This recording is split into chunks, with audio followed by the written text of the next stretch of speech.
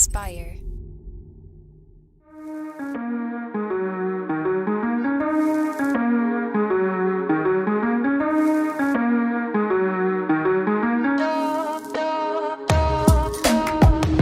From Spire, this is Starting Now, a show about change, resilience, and your next big idea.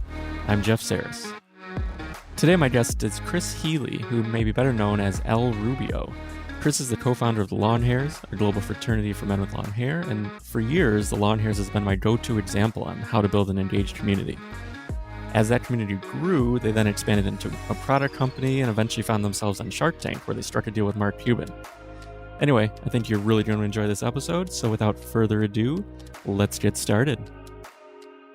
Alrighty, so Chris, thank you for doing this and being on the podcast.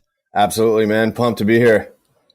Yeah, I am really excited. I think this is going to be a really insightful conversation for the audience because you and Lindsay have found a way to take this passion project of sorts, like this very niche topic, and you made a business out of it. And I think that is just phenomenal. And I know a lot of people out there are going to really be curious to see how you did that. So let's hear sort of who you are and what is it that you are running. Yeah, absolutely. So I'm Chris Healy. I go more often by El Rubio in these circles. My partner is Lindsay Bartow. He goes by El Moreno. These are just monikers that kind of just were created as we started up this project. Our business is called the Longhairs. We're a global fraternity for guys growing their hair. Our flagship product is hair ties for guys. We also have shampoo, conditioner, hair serum, head wraps, some apparel, things like that. Really everything for guys growing their hair. But it's really a lot more than products. We really have established a community through creating consistent, original, I'd like to say quality content over the last about 6 years.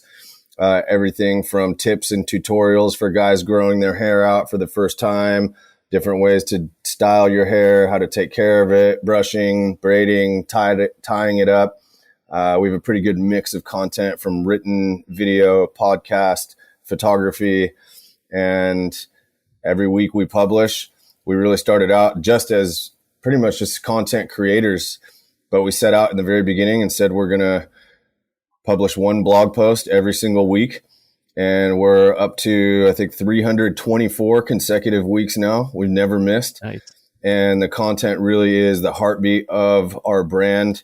That's really what has allowed us to attract and build a really excellent community that is probably both of us would say what we're most proud about is the community that we have developed here, mostly guys and guys growing their hair, but also women, friends, family, and others who are supportive of the notion of hair equality, meaning that anyone should be able to grow their hair as long or as short as they like, and it's your hair and it's your choice. And that really is one of the foundations of our business as well.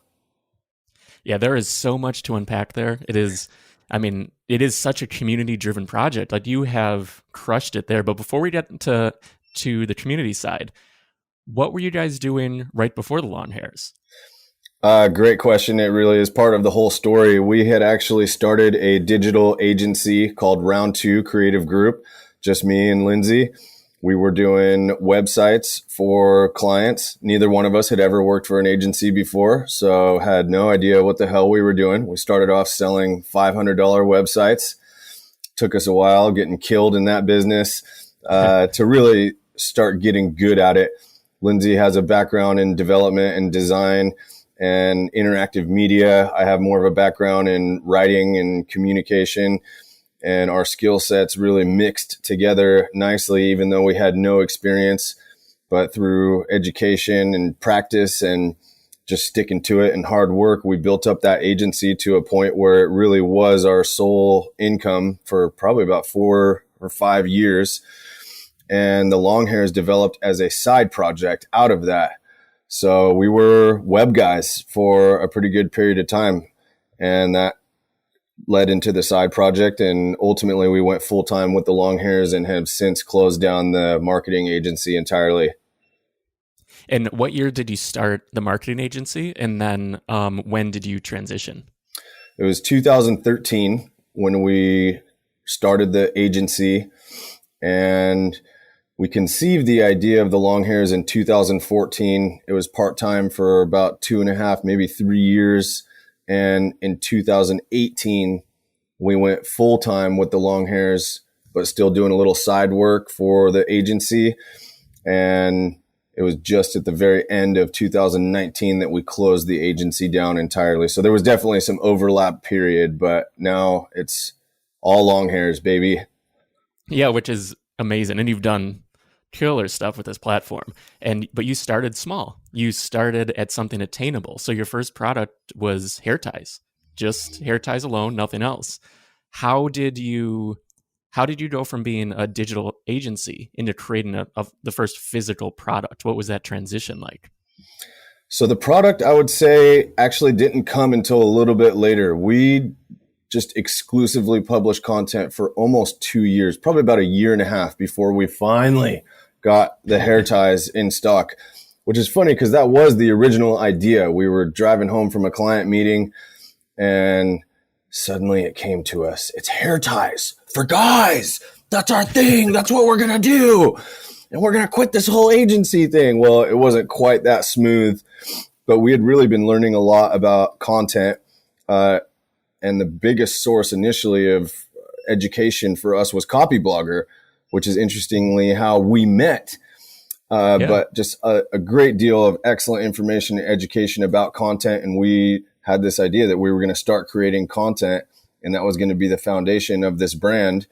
So while our income was still coming from the agency, and sometimes that's all we could do is just barely get a blog post published every week. But we kept doing that until we started getting more comments and a little bit more traction with SEO and social media. And again, it was so small. It was so small to start with, literally just publishing once a week, a few social media posts here and there.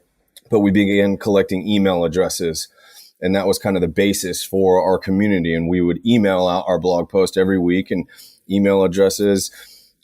Meanwhile, we were trying to figure out how to make hair ties. We had this idea, but really didn't know how to execute on it. We had no experience or real connections in manufacturing. So we went to the fabric store. We started buying all different sorts of elastics and tying them and trying different things. And then just from being out in the community, going to creative events, there's a pretty global community creative event called Creative Fridays that happens in a lot of cities around the world. And we would attend that fairly regularly, and we would tell people about the Longhairs and hair ties for guys. And finally, we just met a guy who said, "Hey, I have some connections in manufacturing, and I might be able to help you guys out." And then we started going through that process and sampling, and the first ones we got just were not good at all. They did not meet our specs, and they still were kind of like shiny and sparkly, and they just still had that kind of girly hair ties appearance, which is nothing wrong with that, but we wanted something that was just a little bit more geared towards men. And anyhow, it took quite a long time to figure things out, but just starting with a couple of connections and then working through it and 3 or 4 rounds of samples and feedback and improvements. And we finally came out with our hair ties for guys at the end of 2015. And they were only 6 collections. They were still pretty rudimentary. But over several more purchase orders, we ended up putting a sleeve on the hair ties, which you can see right here. So they were all individually branded. Before it was just sewn together. There was not even a sleeve, so there was no marking or anything. But we improved the elastic and improved the consistency with the stretch and the durability of the hair ties. We put the sleeve on there. And then we started stitching the sleeve down because it had been glued previously. So just a process of product improvements. And ultimately we've come to what I think most anyone would agree. They're just the best hair ties in the world for guys or gals or for anyone for that matter.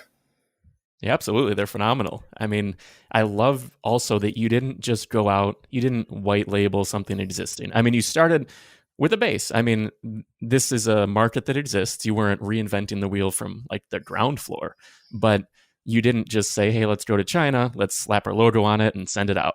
It's from day one, it was a great product, and you were really investing in it.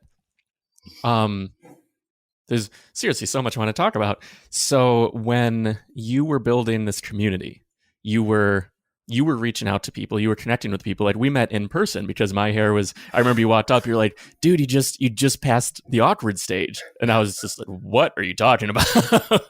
But like, my hair had just sort of been reaching my shoulders at that point. And that was one of the things that early on, how much would you say was community building through the web versus in person? So you mentioned the Friday events and things. Like, how else were you reaching out to people? Oh, it was definitely both. We did a lot of hand-to-hand, and we still do to this day. One of the things that we created early on was referral cards.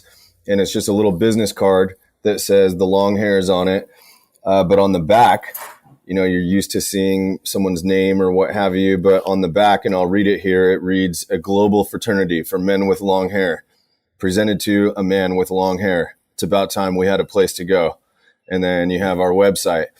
And we, to this day, I bet no fewer than 10,000 of these cards are going around the world. I personally handed out probably 1,000 of them, just like I approached you at that conference years ago.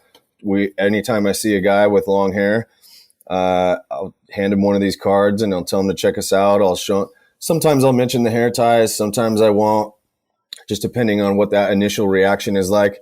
But almost invariably, it's extremely positive reaction. Guys are like, "Whoa, dude, this is sick," or "Man, I never knew there was such a thing," or "Wow, this is awesome." And so while our content was being published online and we were emailing it out and building our email list, it was really a digital presence. I mean, that just ground level, grassroots, hand to hand. It's funny because you can't really find a guy with long hair online necessarily, or it's challenging. There's ways, but I could see a guy on the street 100 yards away with long hair and I can spot him and go up to him and talk to him. And then once you've had that physical interaction and a greeting, then that person's far more likely to go and check out the website. And I would attribute a big part of our early success in community building to those referral cards. Yeah, absolutely. I mean, it is. And it's something, like you said, that, I don't know, having long hair, especially a few years ago, you felt like the outsider a little bit. There wasn't a community. You weren't seeing a bunch of guys all over the place. And yeah, like, I think that is huge. And yeah, just from day one, you just hit the ground running. You were pushing this, but were you seeing this as a potential? So you mentioned hair ties for guys, that's a thing, but did you see it as taking over your complete revenue and business and everything? Absolutely. I mean, from the very beginning, while we were in the agency life, we were testing out different ideas, and we tried a few things, didn't really stick, just didn't have the juice or the sticking power. But from the beginning, we believed that the agency was more of a means to an end. We knew that we wanted to do our own thing and create something else.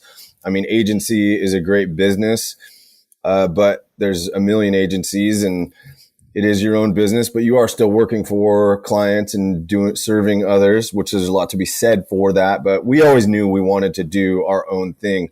And so when this idea came to our heads, we're like, "Oh yeah, hair ties for guys, 100%. I mean, I don't think we really realized it was going to take the amount of energy and time and effort that it has required to get to this point. But that's what you learn when you start your own idea, and that's what happens. So yeah, we did definitely think it was going to become our full-time business, but we sure didn't know how much work it was going to take. Yeah.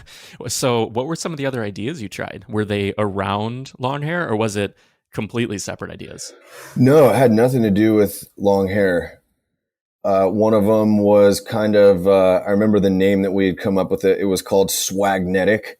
And it's this idea of having like a magnetic personality or having a certain swagger, almost like, your Tony Robbins or your personal development, or how to win friends and influence people, like the Dale Carnegie and that kind of genre, which we came up with some cool ideas and stuff. But ultimately, again, there's so many people doing it. Like, what kind of stuff are we going to create that's better than everybody else's, or that's unique, or that has a differentiator?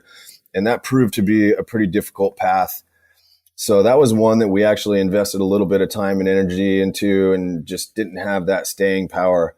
But man, as soon as we came up with hair ties for guys, we just began working on it instantly, and we have pursued it ever since that day. And I think we knew from the very beginning, like, this is it.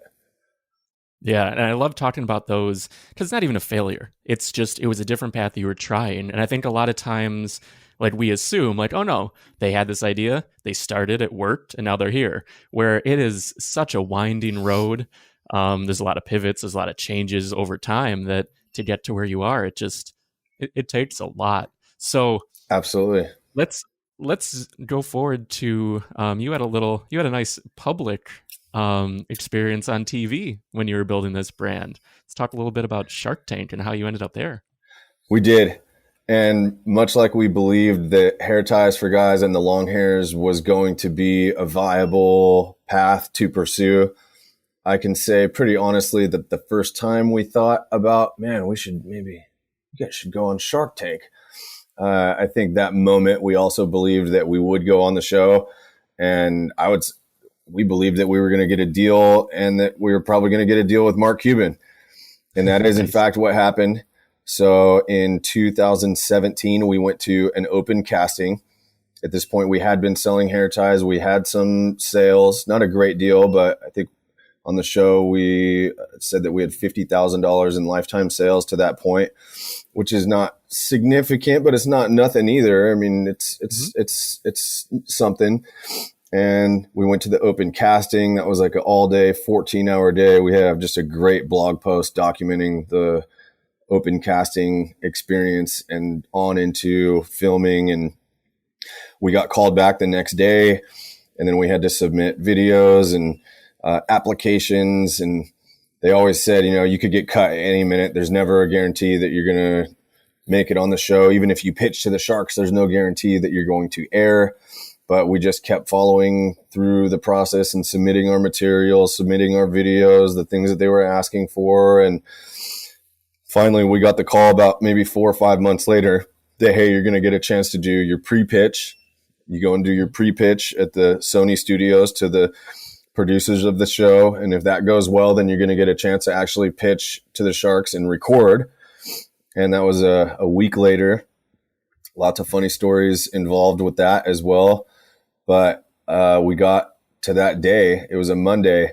And sure enough, we walked down the hallway that you see on TV, adrenaline pumping, and the hair was just flowing. All-time hair day, by the way. I got to tell you, our hair was just glorious.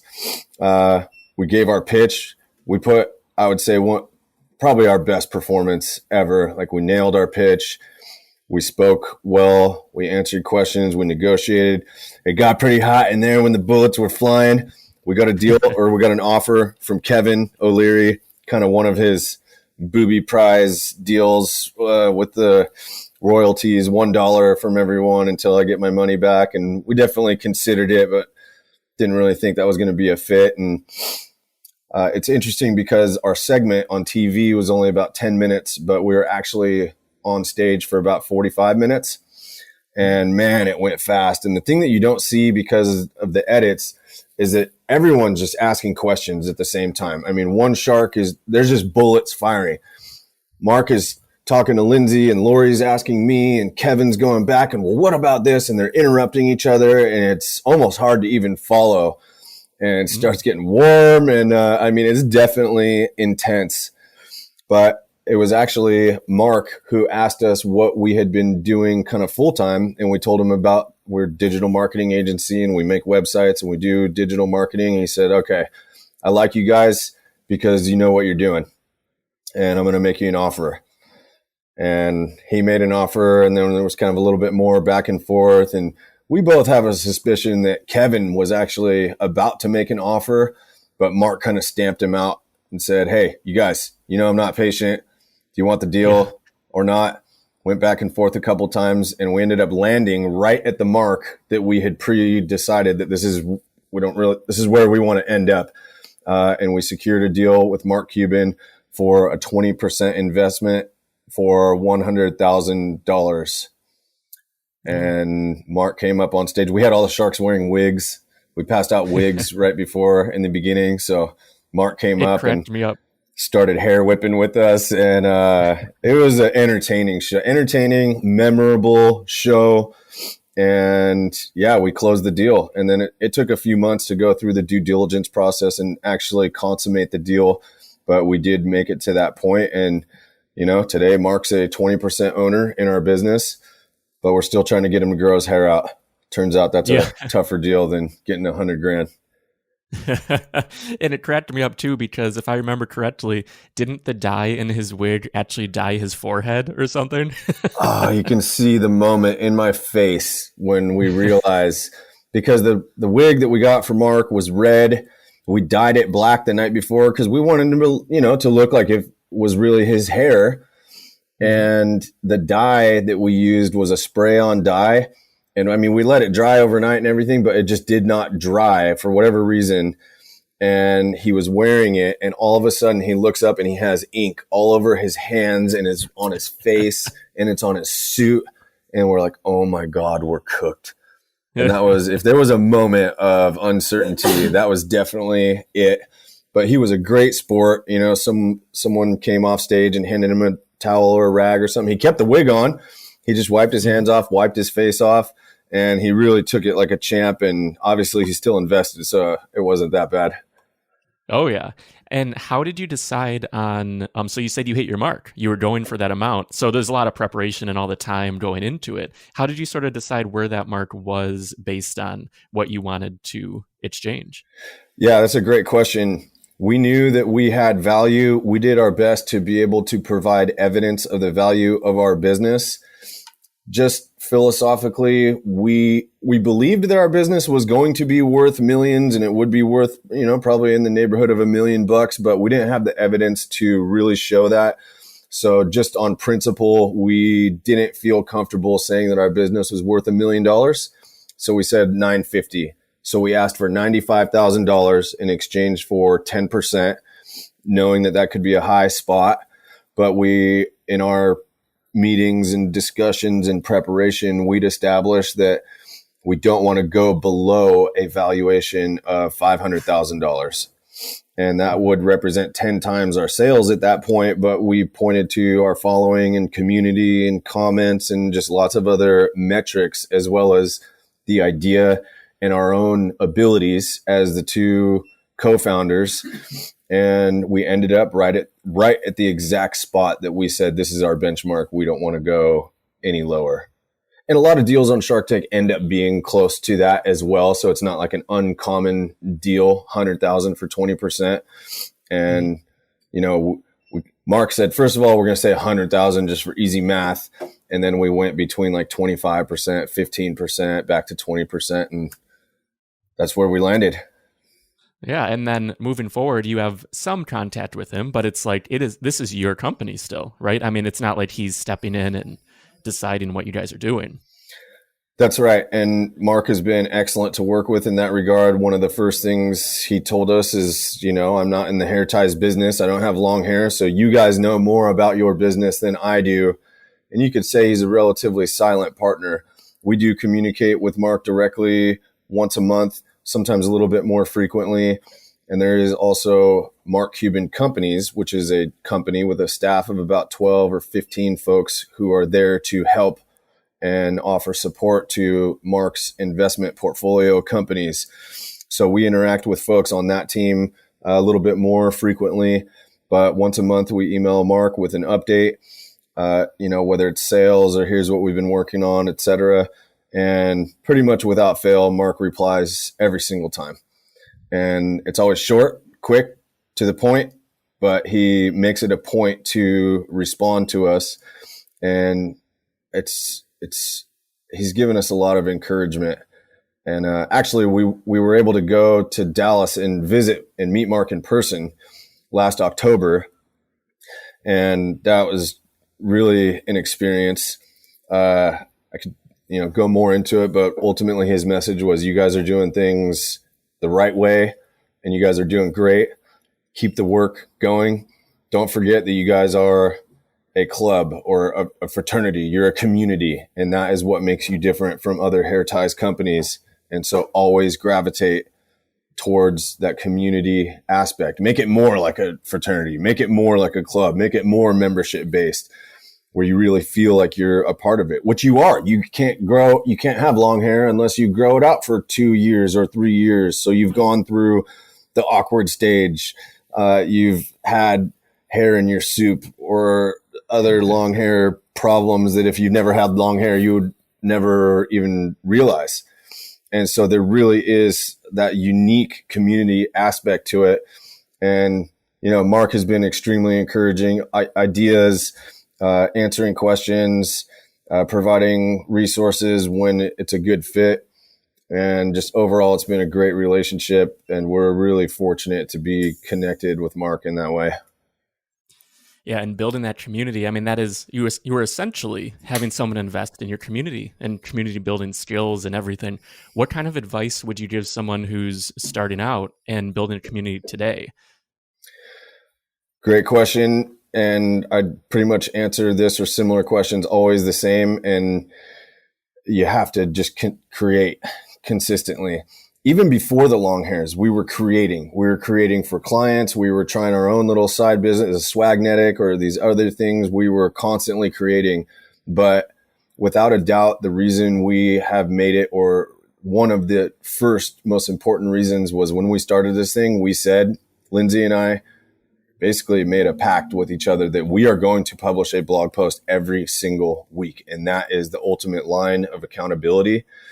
And if we would have only done 1 or 2 or 3 or 10 or 100, who knows? Because then you just disappear. You're never going to make one post or one video or one piece of content that's just a grand slam or a smash hit. Like maybe eventually, or if you're really lucky, maybe in one of your first 10, but it's probably not. It's going to take a lot.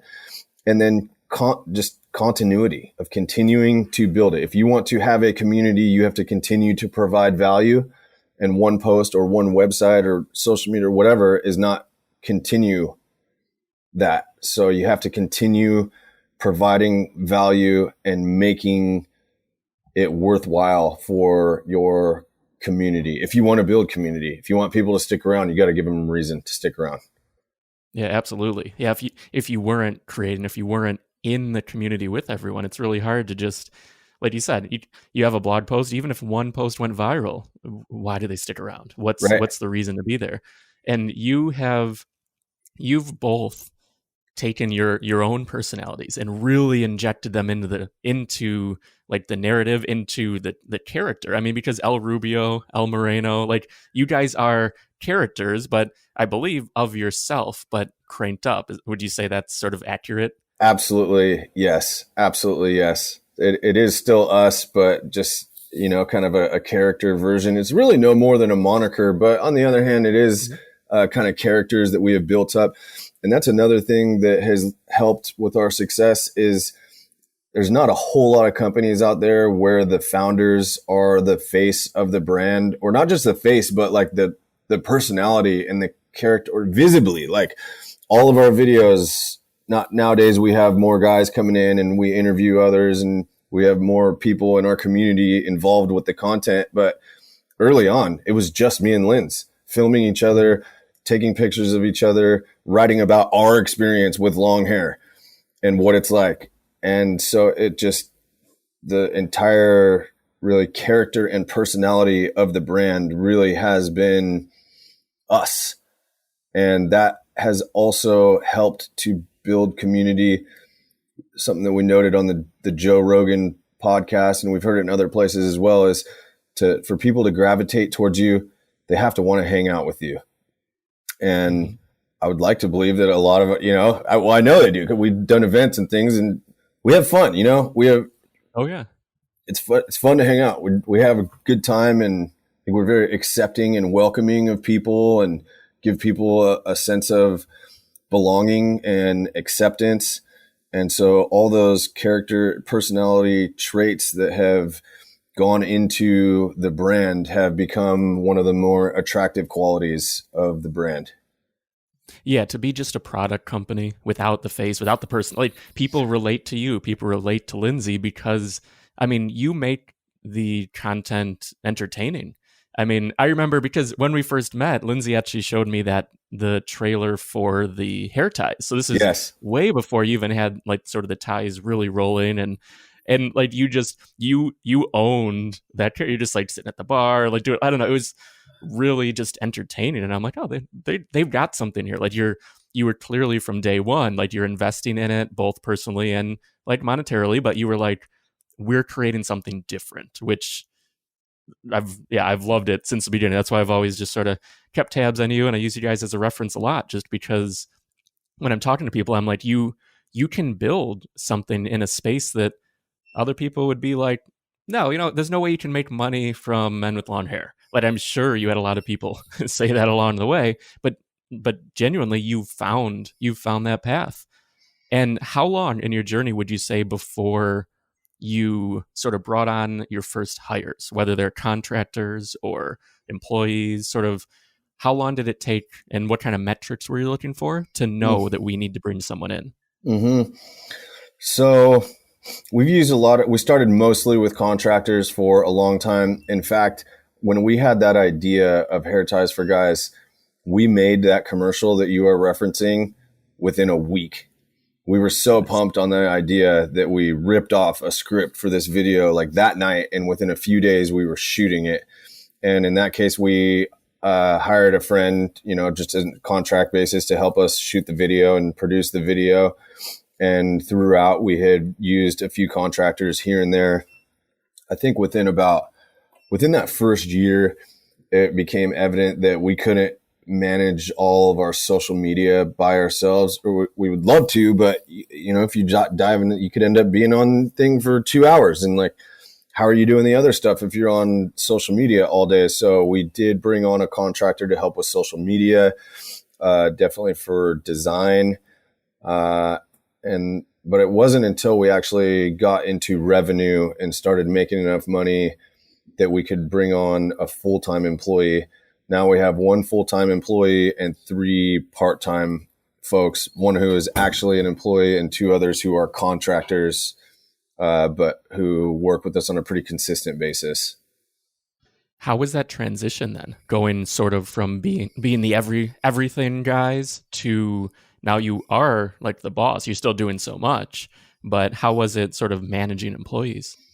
It's hard because you want to say everything, and probably a lot of founders are like this. Like, I want to control all the messages that are going out. I want to really we're very careful about what we say and how we say it, and not like we're worried, but because we're just thoughtful about what do we think about this? Like, what would the Longhairs say about this topic or about this post or whatever? And so, you have to do it all yourself first to get a good feel for how it needs to be done, establishing a process. This is how we do things at the Longhairs. And then you need to bring on someone that you can trust to speak in the voice of your brand. And I think we got very lucky with our social media guy, El Chuckarino, who's been doing our social media for probably 4 years now. We met him at his portfolio show when he was just finishing off college at the Art Institute. And he has really learned his craft in terms of social media, but he is a guy that we have always trusted. He's understood the brand. He's understood the way that we speak, like if it's our lingo or what would we say about this or that. He reads the blog posts and stuff, so he's very, very familiar with our brand. So part of that was just finding the right person, but then really taking the time up front to explain, this is how we are, this is how we speak, these are the types of words here's something that we would never say, here's something that we would always say, here's how we'd respond to this question. It's a lot of coaching and bringing people up to speed to develop the trust where, Chuck can now really speak for our brand on almost anything. And that is a hugely important thing to us. And I would say very much the same for our other staff. Maybe they don't have as much like face to face with the customers or with the community, but in their lane, they still have that sense of who we are and how we do things. Mm-hmm. Now, when it comes to your employees, I know at least one. How many don't have long hair that are men? Well, when we first started hiring Gustavo as a designer, as a contractor, he had short hair. Oh, and did he? I didn't realize that. Yeah, he had like super short hair. And I honestly can't say how much influence we had on that, but he started growing his hair out, and shoot, man, his hair is as long as anyone else's here now. And he even donated like 16 inches, I think, last year at the Great Cut. And now it's already long again. A little kind of jealous. Maybe his hair is growing faster than mine, but you know, we got to live with that. We're all growing at our own speeds here. It's not a race.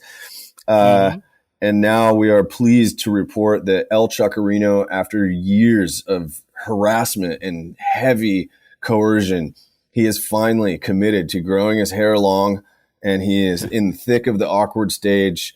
He's taking it day to day with his fiance, navigating those waters.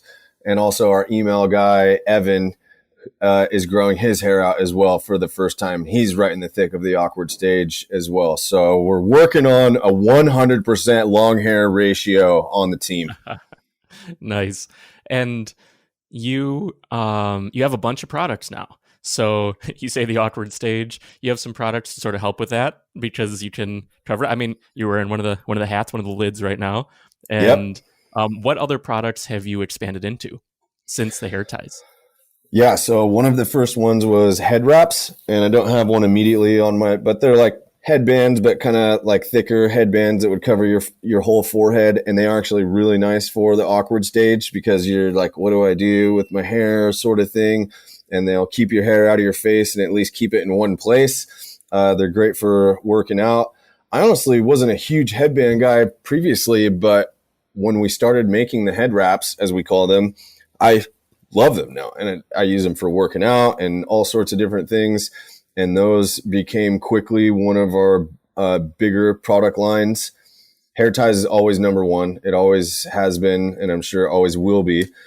Then we developed a hair serum, which is like a really nice argan oil hair serum that you just put in the tips of your hair, and it smooths it out and makes it real nice and easy to comb out, detangling, just a really nice product. And then, shoot, it took us probably 3 years, but we finally launched the shampoo and conditioner, Epic Cleanse and Ideal Conditions. And those have quickly become our number 2 product line behind hair ties for guys. And then we have some of these ancillary products like the lids. They're cool. A lot of people buy them, but those are more like the hardcore, like brand people who are totally down, or friends and family, that sort of thing, who don't have long hair, but they still want to rep the brand. And then we have some apparel items as well. T-shirts, tanks, sweatshirts.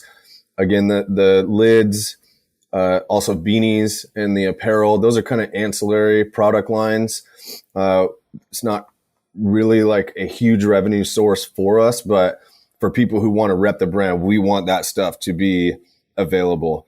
And so we try to price that stuff as low as we can. We don't really try to make a lot of money on those types of products, maybe a little bit, but we just want people to be able to rock our stuff.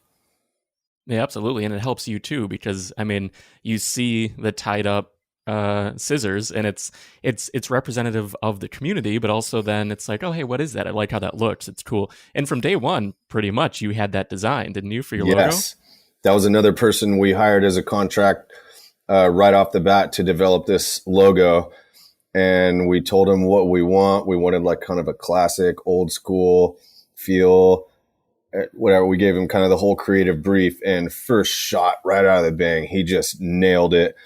This is like the flat version, but if you look on our website or wherever else, there's a more detailed version where you can see kind of the shadows and like the light gleaming off of the shears. And we immediately saw it and knew, I mean, that's it. That says it. It says what we are, and it looks awesome. It has the right feel. And to this day, I think 3 or 4 guys have gotten the logo tattooed on their bodies, and not Yeah, in that is any wild. small, like one guy, I think both of them were at least like 10 inches tall. One guy Wow. got it on his arm recently. One guy got it on his back, another smaller one on his ankle. And that's one of the coolest things, that a mark has, it resonates enough with someone that they can see it on themselves permanently, and it's part of them now.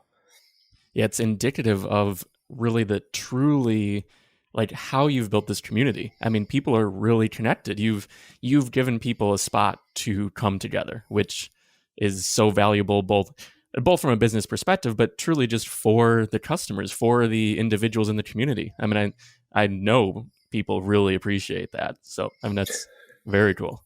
To that point, something that's really important to us is we try to help people. People want to feel good about themselves. They want to feel confident. They want to feel like they fit in. And guys in particular, I know myself, and, it can be really hard to fit in, and you're not in the cool crowd, and then if you grow your hair out, it's very possible you could be ostracized or made fun of or teased or whatever. And now, instead of, getting negative feedback about your hair, that is part of why you are being accepted and welcomed and made to feel confident about yourself. And I think that's a huge part of why we've been able to establish a community, because we try to help men feel more confident in themselves and their masculinity. Mm-hmm. Yeah, and you've even gone so far as I've seen a lot of things around like young, like boys, like children, actually, when some things happen in maybe school or whatnot. Like I like how you just advocate in general for acceptance, truly is what I feel like it comes down to. We do, absolutely. And we often hear stories about kids being made to cut their hair for school grooming policies. It happens with adults also, but more so with kids. And so we've created a lot of content around that topic, and we're here for the little guys, kids getting bullied, that sort of thing. We put a lot of messages out there. We've tried to provide some tactics for families and kids in the pursuit of hair equality, starting with, diplomatic. Let's look at the policies. Hey, is this ready for an update? Maybe this whole thing needs a whole update, and what a great opportunity for all the stakeholders to come together and decide on what's reasonable. And we've had a lot of success stories of kids and families getting the school policy changed. And there have been other bigger ones that have been in the media, like DeAndre Arnold, for example, went on Ellen. That was a big deal. But there's a lot of stories out there like that, and we gravitate towards those pretty quickly because, again, we're advocating for hair equality and trying to make, people feel good about themselves. Yeah. And so to jump forward a little bit then, I don't want to take too much of your time. The Great Cut. I know that is a big, this is sort of at the core of what you're doing. So tell me a little bit about that and what that entails. It is. And sitting with another business owner, maybe a year and a half ago before the Great Cut happened, he looked at us and said, "Wow, you guys really aren't taking the easy path, are you?" Yeah. He said that because we did an event last year. Well, let me back up just a little bit. We have a charity partner that we established years ago, Children with Hair Loss. They're an organization that provides customized quality hair replacements to children with medically related hair loss. It could be cancer treatment, but it also could be alopecia, trichotillomania, burn victims, any medically related diagnosis. And Children with Hair Loss provides those hair replacements completely free of charge to the children and their families. They've never denied a child for any reason. They're just an excellent organization. So we started off from our first sale. We started donating $1 for every sale to this cause. To date, we've donated, well over $50,000. I'd have to look at the up-to-date numbers. But we wanted to do more. And this even was in the agency days. We had kind of established as one of our long-term goals that we wanted to have a large-scale event that would have a significant impact on the community. Had no idea what that was going to be or what it was going to look like or anything, but we knew we wanted to do something extraordinary. And so a couple of years later, we announced we were going to do this thing that we eventually called the Great Cut. And it was going to be a charity hair donation. We were going to try to break the Guinness World Record for the largest hair donation in history. And it's one thing to announce it and put it out on paper, but that had power because it forced us to do it, because we told people we were going to do it and we committed to it. And man, we got about a year and a half out, and this thing's really creeping up on us here. And we had to start working on it. So it did happen it was March 16th, 2019. And I could say without a doubt, it was just the greatest energy effort that we have ever put into something. And kind of just two guys with the help that we were able to recruit. We did pay like an event planner to help us, and mostly everything else was volunteers and sponsors and just sharing our vision with people and getting people on board. Ultimately, we had a big event.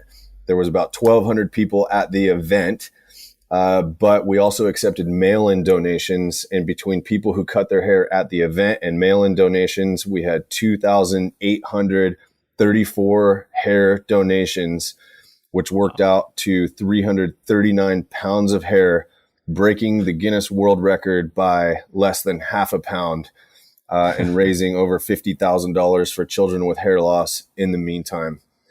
And it was just, I could say, the greatest achievement of my life so far, and probably the greatest achievement of our business up to this point, other than obviously just making it this far.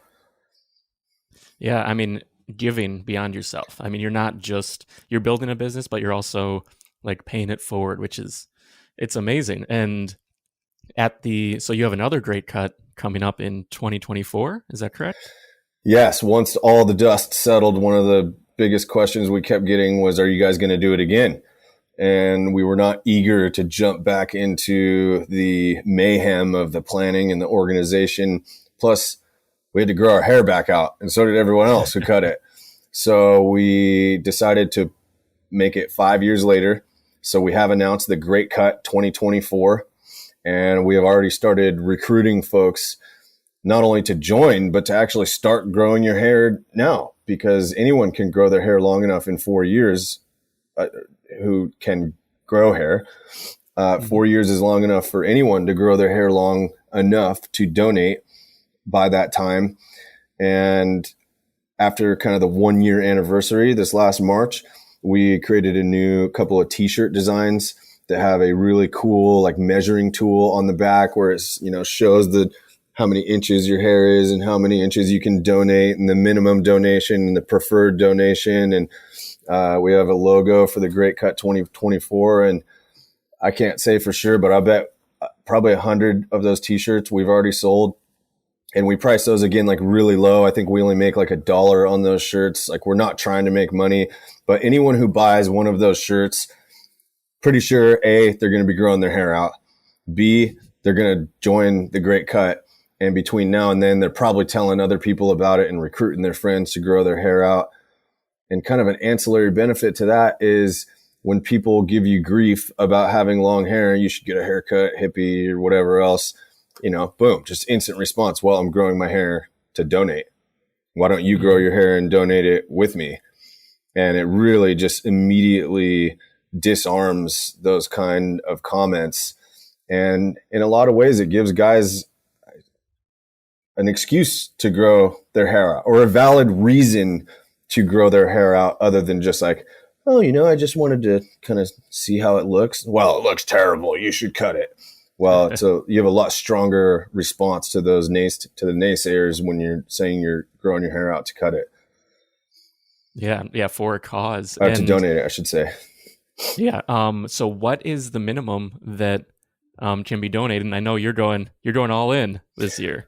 I am going all in this time around. Last time Lindsay shaved his head. So both of us had hair almost down to our waist, not quite. Lindsay shaved his head completely and donated 24 inches. but someone kind of still needed to try out the products. Like we couldn't all shave our heads. Someone needed to still have long hair. So I cut mine to my shoulders. I donated about 16 inches. But now this next time around, the roles are flipped, and I have announced on record that I will in fact shave my head at the Great Cut 2024, however long my hair will be at that point. The minimum donation is 8 inches, although really they're looking for donations of 12 inches and longer, because most of the kids, especially the little girls, they want long hair for their hair replacement. So if it's an 8-inch donation, they can still make a hair replacement out of it, but it's obviously going to be shorter. So 12, 14, 16 inches, those are the most valuable donations. So that's what we're, even on the back of the t-shirts, it says the preferred donation. There's a line marked at that 12-inch donation mark. Yeah, I love that t-shirt idea as well. I didn't realize you had those. I hadn't seen them yet. I'll have to take a look. I really like that. Yeah, they're pretty new. There's a couple of different designs, but yeah, they're totally cool, and people are really digging them so far. It's a great boost of confidence every single time someone buys one of those shirts. Yeah, absolutely. And I don't want to take too much of your time, but how should people follow along with what you're up to? Yeah, please come and check us out at thelonghairs.us. That's our main website where our shop is. And there you can also link to our blog, which is where all of our content is located. But we also have a website dedicated to the Great Cut. It's simply thegreatcut.us. And you can see kind of a recap of the incredible Great Cut in 2019 and the preliminary plans for 2024, and kind of get the whole rundown on the Great Cut. Of course, Instagram, Facebook, Twitter, those are our 3 main social channels. It's at the Longhairs for both Instagram and Twitter, and on Facebook, just search the Longhairs and you'll see the bound shears pop up, and you'll know you're in the right place. Yeah. Well, yeah. I mean, thanks again for doing this. I mean, I'm hoping some people out there are going to sort of take the call and start growing their hair out, and ideally to donate in 2024. I'm going to see what I can do. My hair seems to have this like terminal length. It's like up here. It only grows like to my chin. It's weird. So it just doesn't go further than that. But yeah, I'm going to see what I can do. At the least, I want to be a part this year. I want to get out to San Diego, get to the event, and see, be part of it firsthand, because it looked phenomenal last time. It really was. It was just so special. The feeling, the energy, the love that was in that building all day long. And even for folks who are not going to donate their, like, we're not trying to shame anyone. There was some people who had long hair and who didn't cut it at the thing, and that's fine. But you could still come and join in and be part of it, donate to it, or even buy a ticket to the event. Or there's a million ways that you can support the event without necessarily cutting your hair. Although at the end of the day, we do need hair donations. But you could probably ask any one of the 1,200 people who attended last year, and I'll bet most of them, if not all, are going to be joining again in 2024. And hey, we hope to see you there, Jeff. Oh yeah, absolutely. But yeah, thanks again, El Rubio, and we will talk soon. Absolutely. Good luck with the show here. Great show you got started, and happy to be a guest. Thanks for having me. Yeah, thanks so much. All right, man. Take care. See ya. See ya. I want to thank Chris for chatting today. Be sure to head on over to thelonghairs.us to join their community. And while you're there, Chris actually created a discount code just for us. Enter starting-now to get 25% off hair ties, shampoo, or any of their other products through the end of this month. I mean, that's June 2020 when I'm recording this. Again, that's thelonghairs.us, and use the coupon code starting-now. As always, this episode is brought to you by Built, your website built for you simply. Built is our platform for helping you start your online business. Head on over to built.co, that's bylt.co, to get started. And while you're there, be sure to join our community by hopping on our email newsletter, Resilient. Resilient is our semi-weekly email about minimalist business and self-reliance. Once again, that's built.co, bylt.co.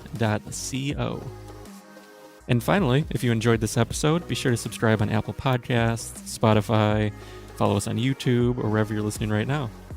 Once again, I'm Jeff Sarris. This is Starting Now, and I hope that this conversation has inspired you to get started on your next big idea.